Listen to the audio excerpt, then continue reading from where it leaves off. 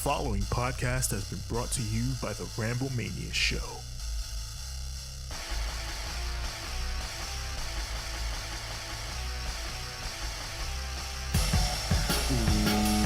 Please tell me, boys and girls, children of all ages, the Ramblemania Show probably brings to you. It is I, your 8-time Ramblemania heavyweight champion, Hazel, the Eye Zombie. Welcome back to another edition of fucking Raw Rantz, where I give you my thoughts on the good and the bad and who booked this shit on Monday Night Raw. Yes, we're back to the original format again with this shit was supposed to be. I was supposed to stop doing this 2 weeks ago, but then I fucking vacation and all that other shit. So now that I'm glad that I can get all this shit done, over with, out of the way.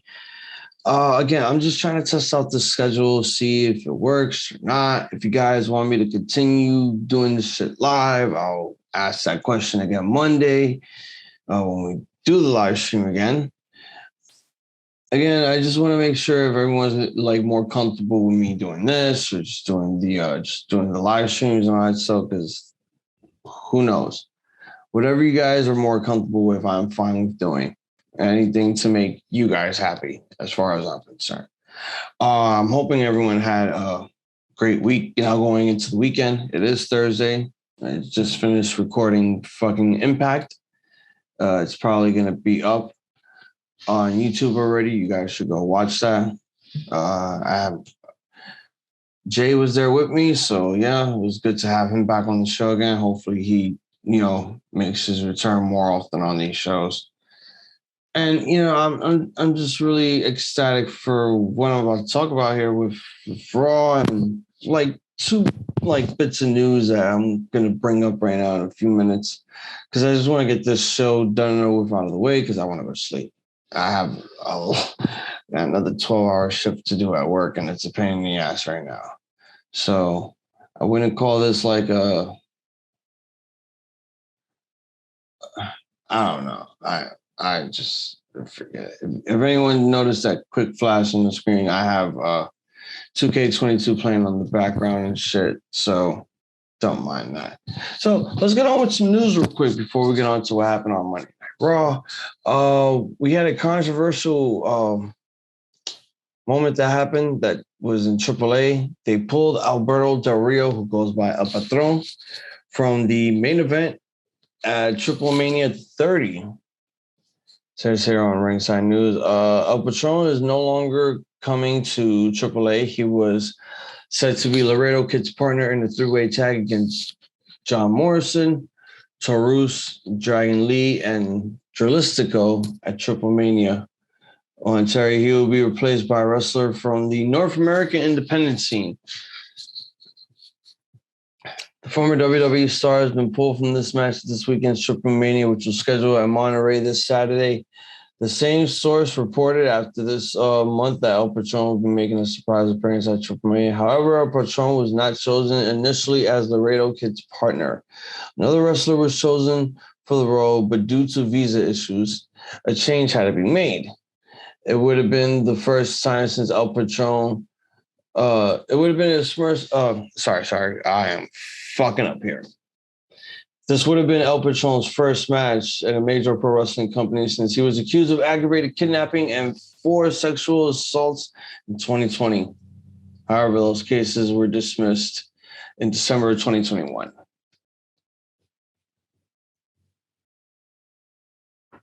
I mean, yes, this man has a very bizarre history, not just wrestling companies, with everything that he's done outside of it.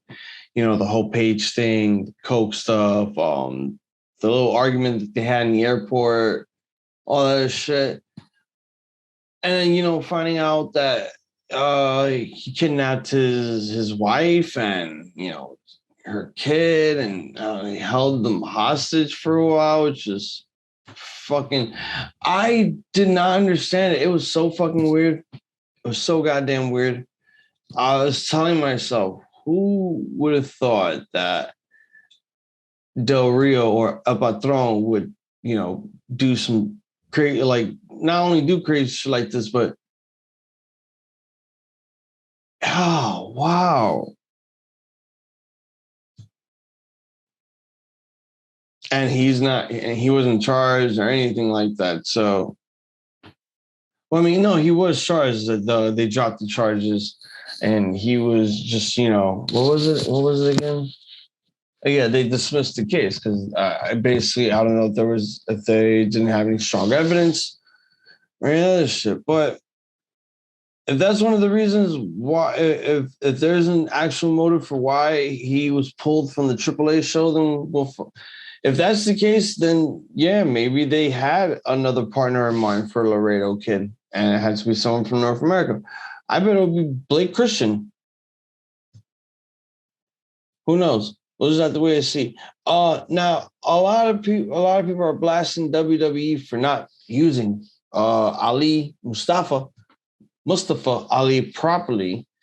After this man asked for his release, they declined it, and they just had him sit at home for a while until it was time for him to come back on TV and get an opportunity to do something. So, all right. So basically, it says that he requested his WWE release, which was not necessarily a shock for the fans. However, WWE would deny Ali's request for release. Ali had to sit at home for several months. Finally, he returns on this week's episode of Raw to beat The Miz in a singles match and made it clear what his intentions are. Basically, he wanted to go out to the United States Championship, but he's got a roadblock ahead of him in the name of Ciampa. Yeah, the company should be taking full responsibility and fault at this because, I mean, come on, how many times did your favorite guy show up on the main roster and they just don't use him properly, or they just don't use him at all? Like he'll sit at home for like 2 to 3 months until you hear that he shows up on a main event and he's winning matches at main event. It's like, what? I wanted to see him on SmackDown or on Raw. I don't want to see him on a show that I know I'm not going to watch when I get home. Like, who watches that shit on Hulu? Anyone? That show should have been cut out a long time ago. I mean, who knows, man? Who knows? Right now, he's made his return. And, hopefully this angle that he's going to start having with Ciampa going forward into Raw, hopefully it's going to be a good one. And hopefully this will have him stick around for a while. So, yeah, I guess that's all the news that I'm going to be doing. So, submitted to the approval of the Ramblemania show. This is the tale of 20 years of RKOs. 20 fucking years. Let's fucking ramble. Where are my notes? All right, here we go. So we open up Monday Night Raw in Knoxville, Tennessee. Mayor Glenn Jacobs is there. This is the hometown of Bianca Belair. And we open up the show with Riddle in the middle of the ring. And it's surrounded by everyone on the main roster, faces and heels. They don't give a shit. I mean, everyone knows it's fake and they're just fake fighting for whatever reason. I don't know anymore. So Riddle welcomes everyone to Monday Night Raw, and he says tonight is special because it is the 20-year anniversary of Randy Orton's debut. And it actually was. April 24th, 2002. April 25th, he had his first main roster match against Hardcore Holly, and he beat him.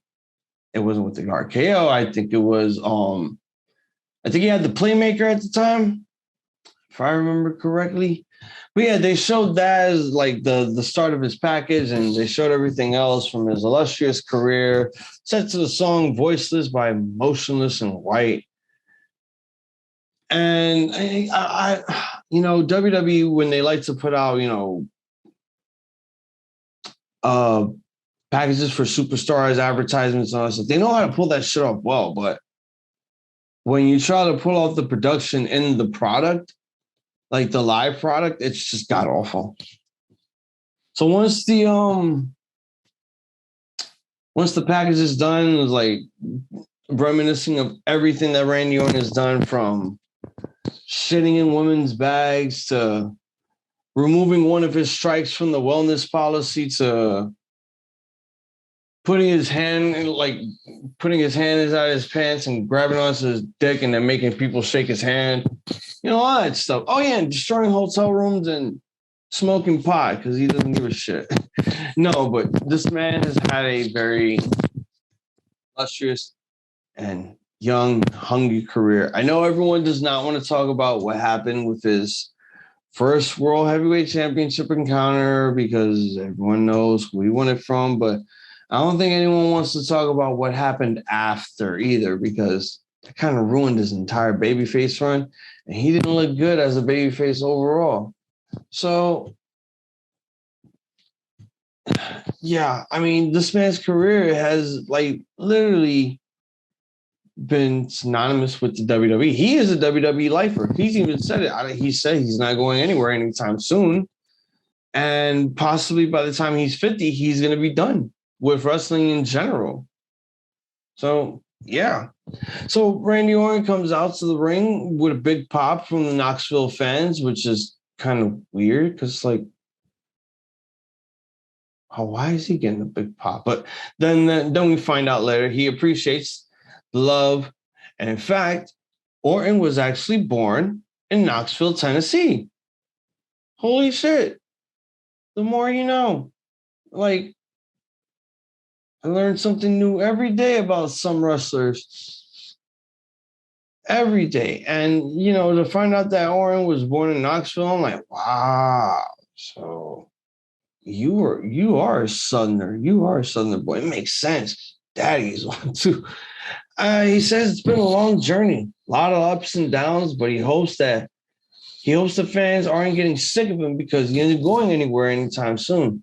He's had a lot of good relationships, badass matches with guys like John Cena, The Undertaker, Shawn Michaels, Triple H, Mick Foley, and it's only because of Mick Foley that he's still with WWE to this day. Man, that hardcore match for the Intercontinental Championship, that right there is what made Orton a fucking made man. Legitimately. I think when you face Foley, you're literally a made man. You just have to go through all that extreme shit. He did it with Triple H, and he did it here with fucking Orton, which was awesome. I think it was like one of those promos where Mick Foley was leaving with his bags, and Orton just came out of nowhere, just spat in his face. I'm like, you motherfucker. Like at that moment, I loved, but I had a very love-hate relationship for the Legend Killer because he was killing legends that I actually liked, like, you know, Harley Race, like Ric Flair. I was like, Ric Flair ain't going nowhere, like at this point. But it's like, no, not Mick Foley. And then he killed Hogan. I'm like, yes. Well, I don't know if he did, but whatever. So, but there's one thing different these days about Orton. He is having more fun than ever, and it's all because of Riddle. And he tells the entire world that he loves Matt Riddle. I think this is the first time we've ever heard Randy Orton say the word love and best friend in his entire WWE career. So they hug, the crowd chants for them, RK bro, RK bro. Orton says him and the fans have had a tumultuous relationship, but if it wasn't for them, he wouldn't be here. So he thanks the fans too. Riddle says that he has a surprise in store for Randall Keefe, someone who says Randy is a mentor to him, looks up to him as a locker room leader, and even calls him a friend. And it's fucking Cody Rhodes. And Orton is smiling ear to ear because it's like, legacy just without the DiBiase and the Manu and the Simsuka, whatever. So they're both in the ring. They hug it out, and you know, Orton gets a little jealous. I'm like, why? He's your bro. He's not your best friend. Well, kind of is because it says he loves you. And they all laugh about it. It's weird because throughout that whole time that like Randy Orton was coming down the aisle from like, you know, the entrance going into the ring, same thing with Cody. Everyone's just standing there, you know, doing their thing, nodding, like, giving a little smile or two, whatever. Veer is the only one who is clapping, not only for Randy, but for Cody too. I'm like, I see no one else doing this. Like, what the hell? Was this a rib? Were they trying to rib this man? Okay, so Seth Rollins grabs a microphone. He looks like an old Boston Celtics coach from like the 1960s. He tells Randy Orton not to trust Cody Rhodes and says he's trying to steal the spotlight again. Rollins says not everything is about Cody. Believe it or not, tonight it's about Randy Orton. It's been a hell of a 20 years, but let's be honest. Orton's best years behind him. He's not the future, and neither is Cody. The next generation won't be inspired by a bro, a nightmare, and a vampire. They're going to be inspired by a revolutionary, a visionary like Seth fucking Rollins. Ezekiel just randomly gets up into the ring, grabs a mic, and this man has arm tassels now. So they're trying to make this man the Ultimate Warrior. He congratulates Randy and he introduces himself. I'm Ezekiel, Elias's younger brother. Where's my lighter? Where's my lighter?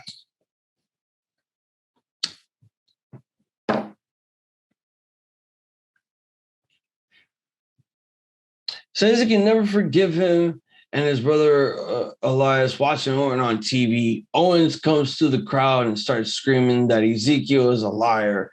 And he speaks like Elias. He looks like Elias because he is Elias. And Ezekiel is a disgusting piece of shit. I mean, trash. And he's going to figure out how fake the lie detector test really was.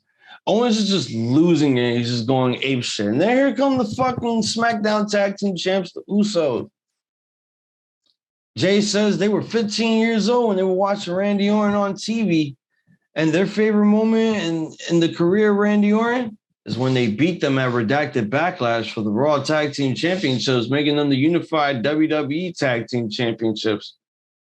Rhea Ripley won the Rumble. Yay. Doing that will solidify their legacy as the greatest tag team of all time because they did once. So Adam Pearce comes on and says, the Usos are going to be in action tonight, and they're going to be teaming up with Seth Rollins and Kevin Owens to face RK Bro, Cody Rhodes, and Ezekiel.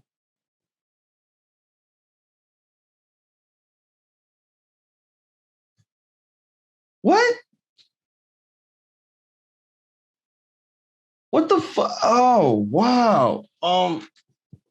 Okay, first of all, the main event looks amazing. Just waiting for the show to end. But of all people, Ezekiel in the main event.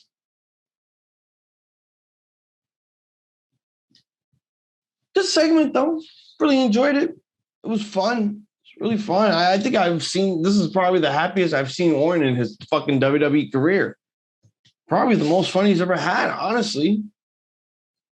So, yeah, like, I don't want them to break up, but I have a feeling they're going to do that pretty soon. So, fingers crossed they don't do it. Even if they lose the belts, like, still fingers crossed if they don't do it. All right, so we have a Raw Women's Championship taking place to open the show for reals this time. It is Bianca Belair defending her Raw Women's Championship in her hometown of Knoxville, Tennessee, against Sonya Deville. Before the match, they had a segment with Bianca backstage talking to the mayor of Knoxville, Tennessee, Glenn Jacobs, who we all know as Big Red Machine Kane.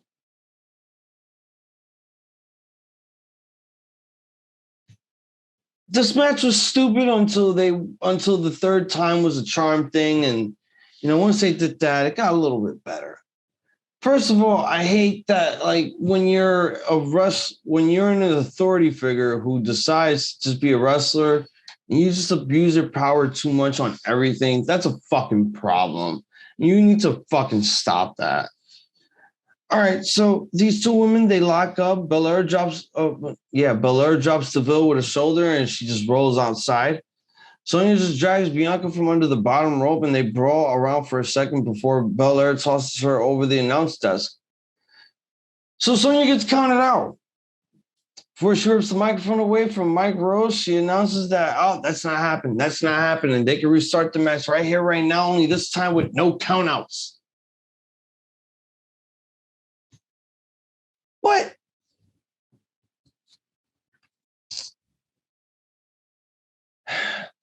All right, so Belair comes out and batters Deville with forearms and forearms and forearms, but gets just to run into the apron and then tosses into the barricade. Belair lifts Sonya Deville, but Sonya grabs her hair to get off, and then Belair slings Deville over the barricade by using her own hair. Jesus, this match was a little bit brutal. Like I said, like at this moment, it was getting pretty bad because of all the dumb shit that they had needed to put out here, and I'm like, what the fuck? All right, so Belair goes for Deville, but gets hit in the gut with the chair, and the referee has to call for a DQ on Sonya Deville, giving Bianca Belair another win. So Sonya rolls from under the ring, grabs the mic from Mike Rowe, and says, Bianca Belair cheated first by using her hair. She just leveled up the playing field.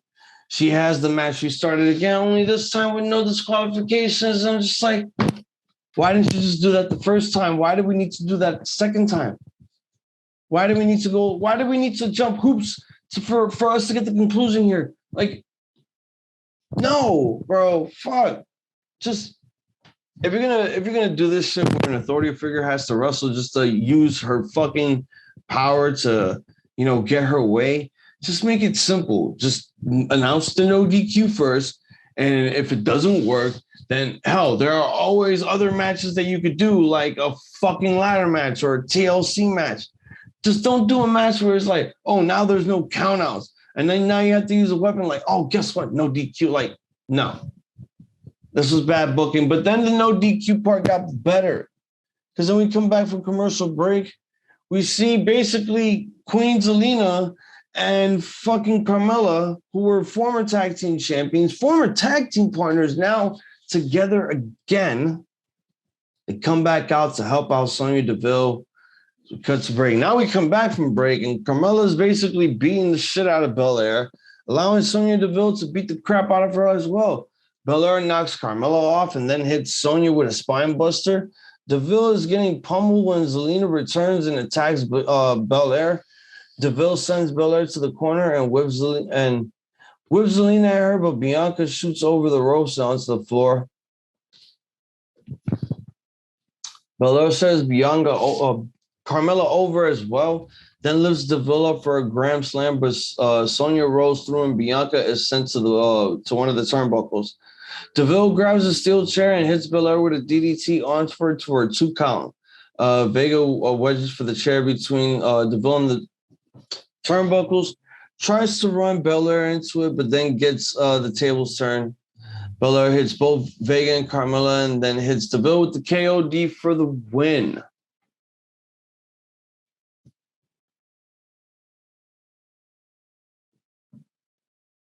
It was okay.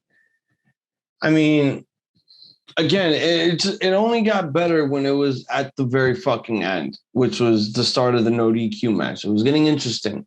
It really was, because yes, this is the way that an authority figure needs to start abusing her fucking power and taking advantage of what she has before they take it away from her. So hopefully this was probably a way for her to show that she could, do that and probably get fired from her position and start becoming a full-time wrestler again. The match wasn't shit. It just got boring until they made it interesting at the end. So after the match, Bianca just smiles. She dances. She twirls her hair around. I'm thinking some pieces of her hair fell out in the middle of the match.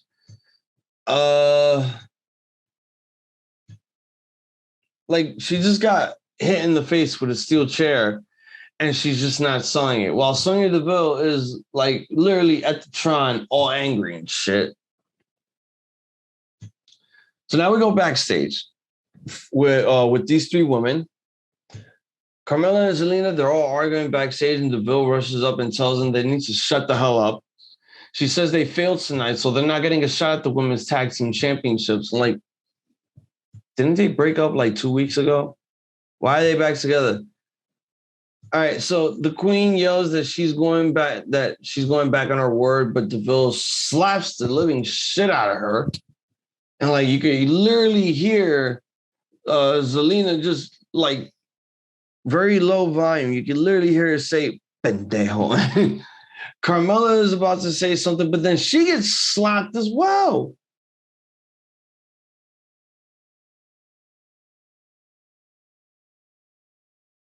Oh my God. Like, now I see why she's an authority figure. She's the new Stephanie McMahon. She's going to start slapping the shit out of people.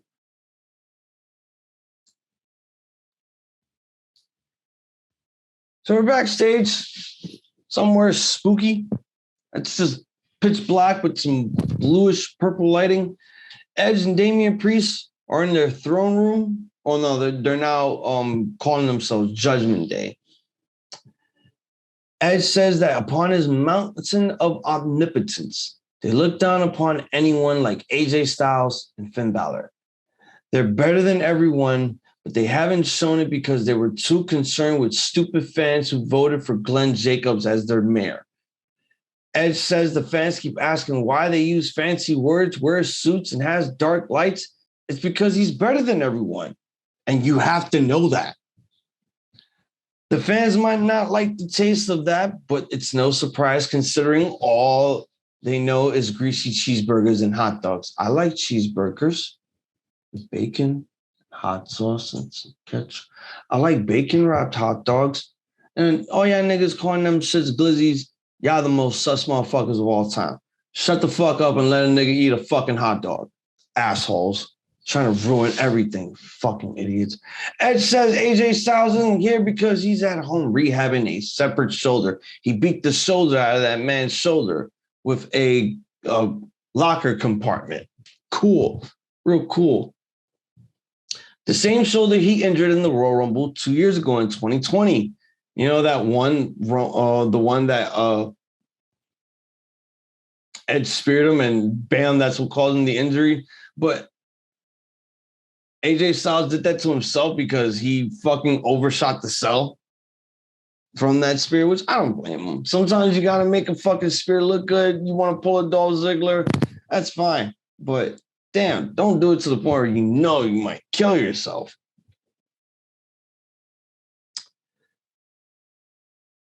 He tells AJ to stay home, hug his kids with that one good arm that he has. And Damian Priest says, Judgment Day has finally come for Finn Balor. And Edge takes his ring out of his finger, puts it on the scale. Scale drops down once the ring is planted, basically symboling the Judgment Day coming, the Judgment Day that is upon Finn Balor.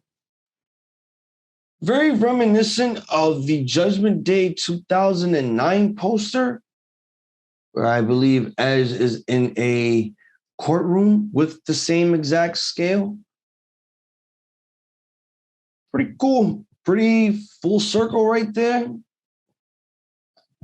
I kind of like it. Not bad. Not bad. Not bad. Oh, and Veer came on a jobber.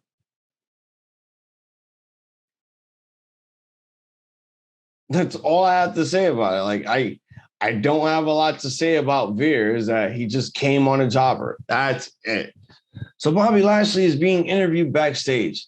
Says he's confident that he beat Omos in arm wrestling contest. Knowing that this is the funny thing, that WWE is getting away with just saying wrestling because it's arm wrestling. Like, and the one time you get away with saying the word wrestling, it has to involve something else that has nothing to do with wrestling. He has to prepare, though, because he doesn't really trust MVP or Omos, so he thinks that there's a plan set up. We come back. We have the arm wrestling table in the middle of the ring. Both men are in the ring. They're about to begin this fucking massive ego contest, starting with arm wrestling. And this was giving me Triple H, Scott Steiner vibes in like 2003. What's next? They're going to do a pose off. They're going to see how many push-ups these two guys could do. All that shit. All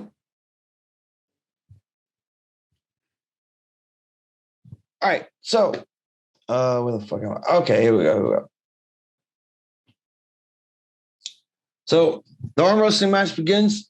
Both men are struggling. They're still sitting in the middle. Omos gets the upper hand at first. While he's doing that, MVP is just sitting there talking trash. And Bobby Lashley is just taking all the trash talking and just, using it as like fuel to make himself more powerful, more stronger. And he's getting the upper hand now against Omos. And then MVP says something like, "Oh, you will never be nothing. You're nothing without me." And it was like, oh, that struck a nerve. And he just literally within 10 seconds after MVP said, just beats him. Now, imagine if, Omos was still there and they didn't do the arm wrestling table spot. Bobby Lashley just comes back, takes his arm, and just do the Steiner shit and just get it over with. It'd be so fucking hilarious. But no, they didn't do that because they needed to beat up Bobby Lashley in order to make Omos look strong. So he takes the arm wrestling table. He just keeps like dropping it onto Lashley, like back and forth, like around his sternum, like and it's pretty cool. There's some cool shit. It was really cool. I can't give it any negativity. It was just fun. I mean, when they do shit like this, that's just like not wrestling.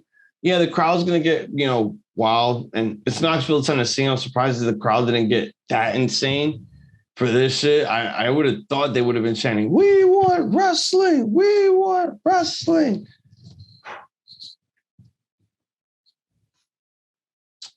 So last week they show us footage. No, well, not last week. So after the whole arm wrestling shit, they show us footage from last week with the double wedding ceremony and all the aftermath from it. And, R-Truth kidnapping Dana Brooke and all this shit.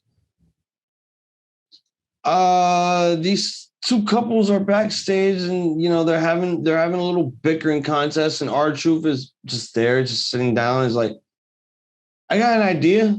How about I be the special guest referee for your match?" I was like, okay, whatever. You want to do something? You want to be on TV? Fine. You do what you got to do, buddy. I don't give a shit. Honestly, I didn't care for this match either. It was the same old dumb shit. All that happened was what made it funny at the end was that R-Truth is wearing a ref shirt. Dana Brooke is still the 24/7 champion. Who won the match? Who fucking won?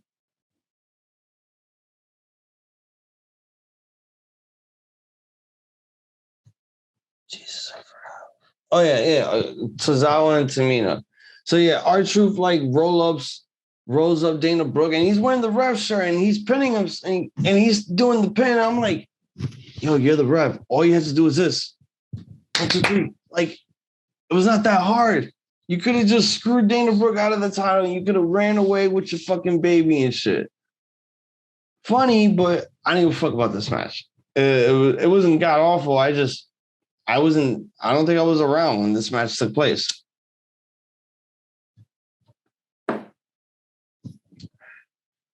So we got Becky Lynch coming out to the ring, and she just looks, what the hell? She looks down in the dumps right now. She looks despondent. She says it's been 3 years since she's walked out on Raw without the Raw Women's Championship. She didn't want to show her face because she doesn't know who the real Becky Lynch is without the title. She doesn't recognize herself. She has hit rock bottom, like that horrible pay-per-view that they made for The Rock in the WWF. And that's all she has to say. She goes to leave, and then she stops herself, starts laughing like a husband.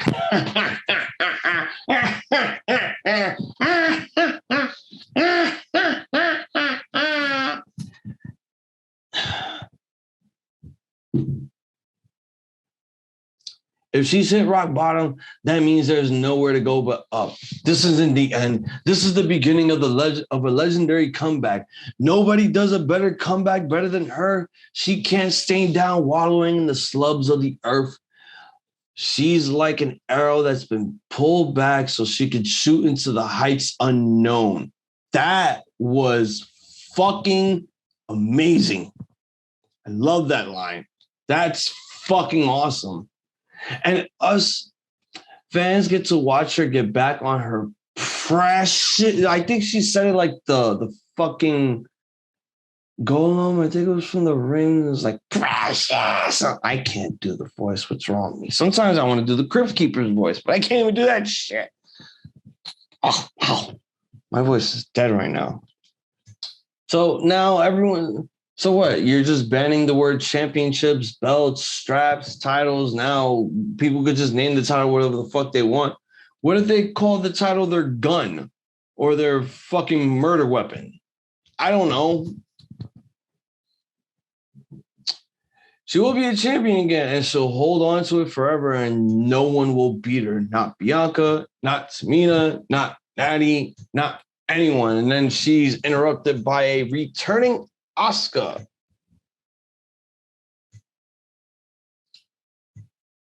Oh, wait, damn, I also forgot. This was also Randy Orton's 1000th appearance on WWE as well. Holy shit. I totally forgot about that. So, Becky made her return, after losing her title at WrestleMania. This is her coming back. And now Asuka makes her return after being away for like 9 months due to injury and Kana-chan TV. The fans chant Asuka. They chant her name as she dances, and Asuka is speaking in Japanese. And then she says, I will stop you because no one is ready for Asuka.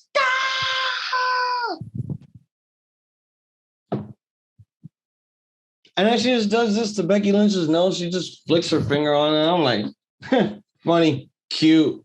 And then I'll punch her for real.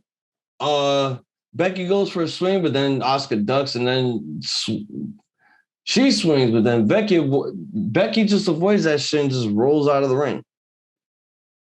Good segment. Good shit. Good shit here. I guess we're going to be seeing this at Redacted Backlash. I hope. We'll just have to figure out what's going to happen moving forward. Because, again, we're a week away from Redacted Backlash. And so far, we've only gotten a shit ton of rematches and no build-up. Not one whatsoever.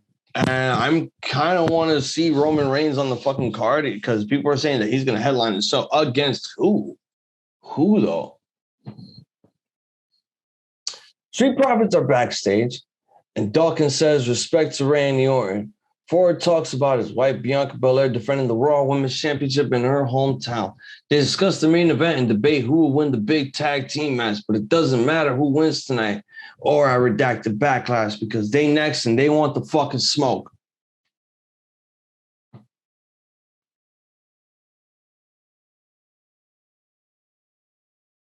Finn Balor versus Damian Priest with Edge. Edge now is entering the arena with his throne. Damian Priest is right next to him.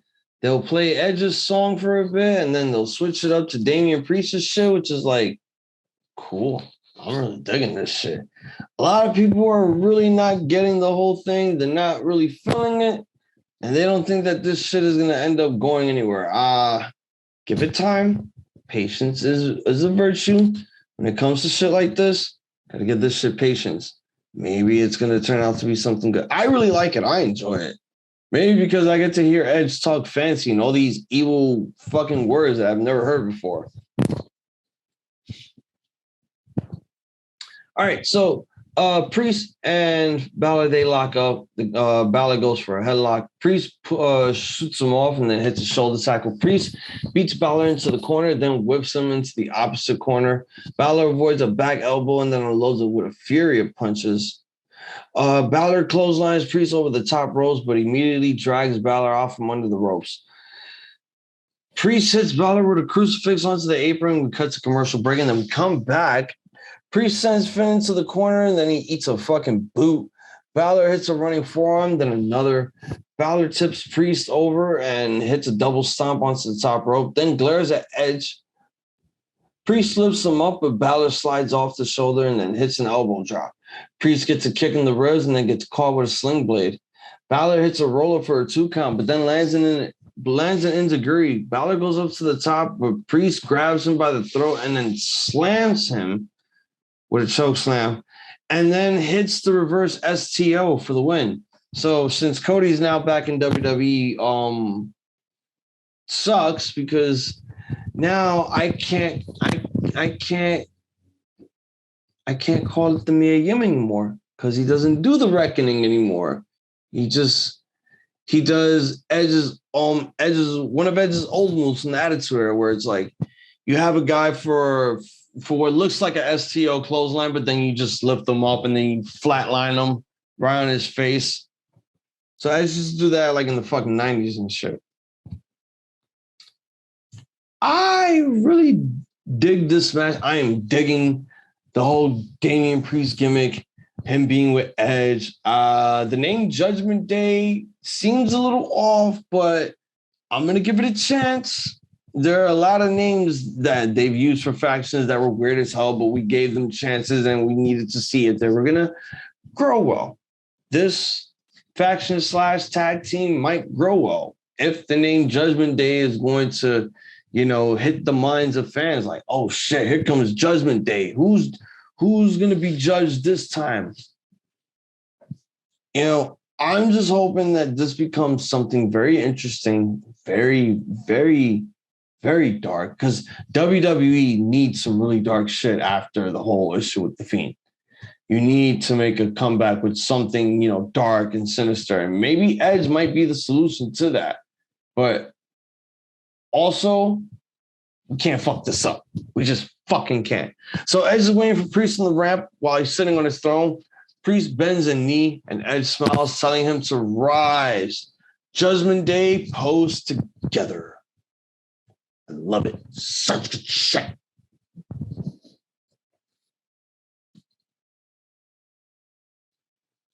All right, so we have another edition of Miz TV. Miz is out in the ring and begins by insulting Randy Orton and says that his guest tonight could be very well a legend one day, a young man that reminds him a lot of himself. The United States champion, Austin fucking Theory. My eyes are getting sleepy. Theory and The Miz take a selfie together. Miz says it's like looking in the mirror. He says he had to earn in the Miz, but Theory will get there eventually. Theory says Mr. McMahon has been very clear about his name. It's just Theory. No, Vince. It should just be Austin Theory.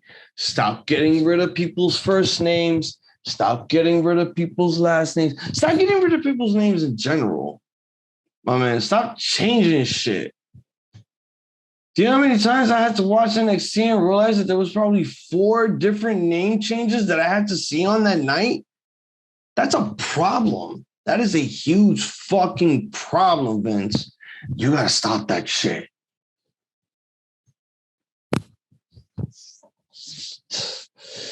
All right. So Miz says nobody has brought prestige to the United States Championship in, 12 years. That was probably the last time he held it, maybe the first time. Theory says Miz was U.S. champion 12 years. Oh, yeah, I was right. 12 years ago, he was U.S. champion. This was probably his first ever championship in WWE, honestly. So Theory says he's going to live up to those standards and prove why he's the best investment Mr. McMahon has ever made. Theory says he's going to take the championship to new heights it's never been before. And sure, he may be the youngest United States champion, possibly at 22. That's a fucking amazing accolade right there. But he's going to be remembered as the champion. Miz says when you become a champion, everyone turns on you. Nobody likes to see attractive people being successful. Oh, really? So he needs to watch his back. Theory. Miz says past champions have defended the U.S. Championship too regularly, handing out undeserved title opportunities, but Theory should know better. And then here's the returning Mustafa Ali. Makes his way down in the ring. The fans chant, welcome back, welcome back. How long is that going to fucking last for?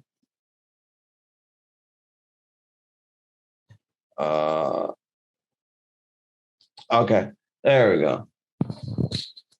Miz stops Ali from speaking and says, you still work here, bro? And then Theory says, aren't you the guy who took his ball and went home? And I'm thinking to myself, yo, aren't you the guy that teamed up with Zelina, Angel, and Andrade? And did they send you back to NXT? Yeah. Did they do that to you? And weren't you in a funny gimmick called the Family or the Way? Weren't you Gargano's like somewhat son or something? What the hell? Gimmicks were weird in NXT at the time. I don't know what the hell they were doing there. All right, so Miz asked if he's maybe Mufasa, Ali's younger brother. Ha ha ha ha ha ha. Shut up. That's not funny. Ali says that's not funny. Yeah, he agreed with me. If he wanted to laugh, he'd watch Miz Russell.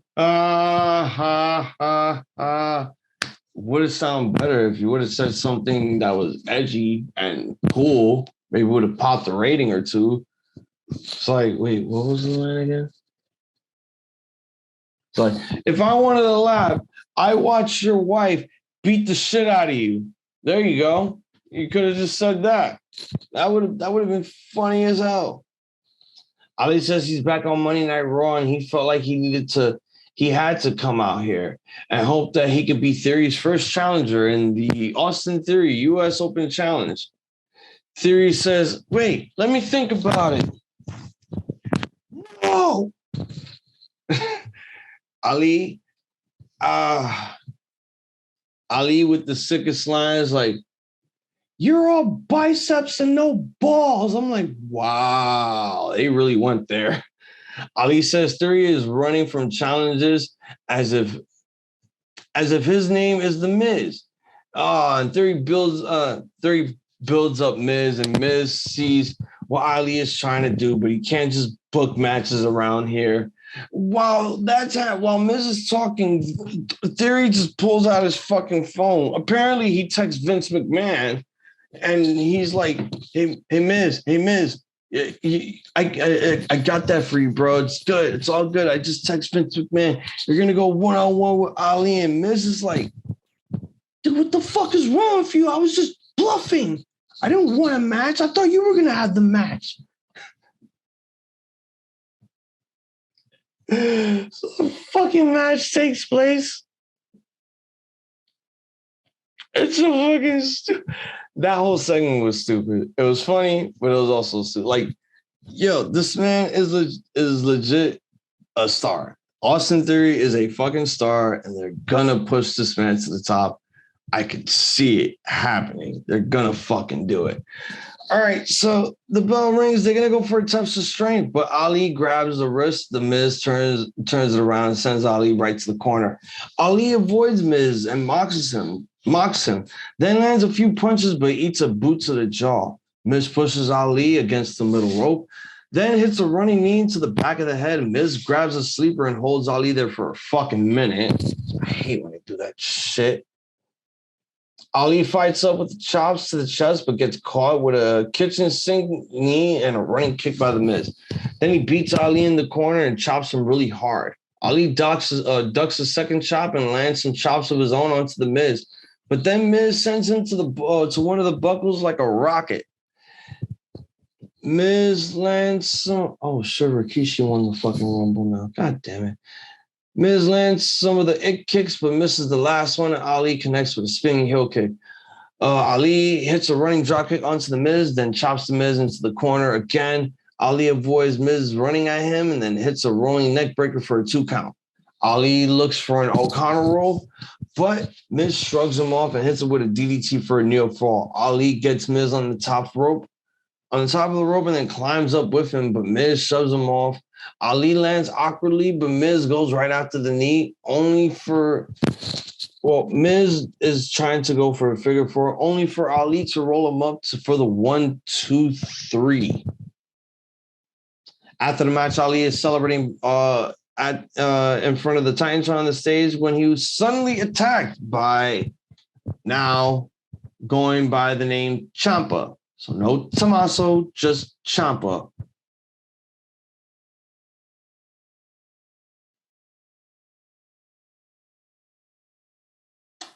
Patience, Hazel. Patience. You don't want to fucking flip out just yet. So far, you've talked about how good Raw is. There hasn't really been any negativity. Let's not even switch it up that way. All right, so when we come back from commercial, we see Rhea Ripley is being interviewed backstage. She says she attacked Liv Morgan last week because she has finally come to her goddamn senses. She first came to Raw, she became women's champion on her own. And then the fucking writers and Vince just decided to saddle her up with fucking partners that she just had no chemistry with. I'm not saying that she didn't have chemistry with Liv. That was really hot, sexy chemistry. But her and Nikki, what the fuck was that? She's done carrying everyone else. And Liv Morgan just starts attacking her, and they have referees, security, and WWE officials, pulling these women apart. So I guess we're going to have that match take place at Redacted Backlash, unless they set that up for Monday. I don't know. So more backstage shit as Alpha Academy are arguing with Kevin Owens, and Seth Rollins interrupts them. Gable calls Owens a B-plus student and gets angry and tells everyone to leave. Rollins says him and Owens need to prepare for their big match tonight, but Owens hasn't really forgiven him for last week and called him a fat ass. Last week, he fought his heart out for Rollins, but he insults him by calling him a fascist. Then got interrupted by the Usos, who told them they need to stop arguing and need to be on the same page because they don't want to be on the bad side of the bloodline. AKA, you don't want to be on the bad side of your cousin. He'll fuck you up. And then he'll make you acknowledge him in a weird way. Alrighty. Omos and MVP are also backstage, and they're about to be interviewed. Since Lashley didn't win tonight, that arm wrestling contest wasn't about brawn. Apparently, it was about brain. And they proved Lashley doesn't have any brains in his skull. So how is this man alive? Omos is officially challenging Lashley to a match at Redacted Backlash, and he hopes Lashley can smarten up before that. Then Omos says there won't be much left after he's done with the Almighty. So now it is time for our main event. God damn, there's a lot here. I don't think I'm going to talk about all of that shit. It is an 8-man tag team match. RK Bro, Cody Rhodes, and Ezekiel taking on Kevin Owens, Seth Rollins, and Usos. Before the match even begins, everyone just brawls outside of the ring. And the baby faces clear out the whole fucking heel section. They clear the ring, cut to commercial break, and then we come back. Look, I really, really enjoyed multi-man matches like this, especially when they're in the main event. Like, if you don't have a huge one-on-one match taking place here, and if you want to set it up for a tag match or whatever, that's fine. At least you got some stories building up to Redacted Backlash, RK Bro, the Usos, Cody Rhodes, Seth Rollins. KO and Ezekiel, if they're going to book that match at Redacted Backlash, who fucking knows? Just have to wait and see. My main issue with this whole thing is Ezekiel. Again, it's like he has that ability to wow the crowd with his showmanship, his mic skills, and all that stuff, even as Elias. But the minute he gets into that ring and he starts doing shit, the crowd doesn't give a fuck. It's like, oh, we've seen the same song and dance from this guy. I thought he would have improved. No, he still does the same shit. And he's still boring. It's like watching Eric Watts, you know, and he's boring and talentless. Look, this is basically what happened throughout the whole match. Basically, to celebrate 20 years of Randy Orton, he just RKOs the fuck out of the entire heel team. Does it to Seth Rollins, does it to Kevin Owens, does it to Jimmy, does it to Jay, who's just jumping off the top rope and just catching an RKO. Very lovely. 1, 2, 3. All 4 baby faces are in the ring celebrating. And they're grabbing the belts, holding it in the air. And that's how we fucking end Monday Night Raw.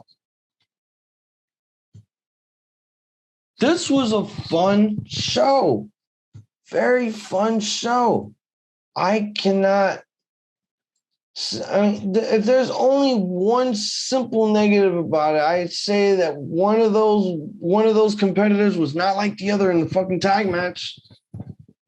And this man has armband tassels now. Like, is this going to be like some sort of thing every week where there's like something new about Elias or Ezekiel? Because I thought we were going to get the whole show. We're like, oh, he comes as a different sibling every week just to fuck with KO and see how far that shit goes. But no, I guess they're still going with the whole Ezekiel thing. I enjoyed all the matches. The matches were fun. Everything that took place backstage was fun. The arm wrestling match was okay. Can't hate it so much because, come on, you have to do some shit like that in the realm of sports entertainment. There's nothing about that. It's wrong. And celebrating 20 years of Randy Orton, congratulations, man.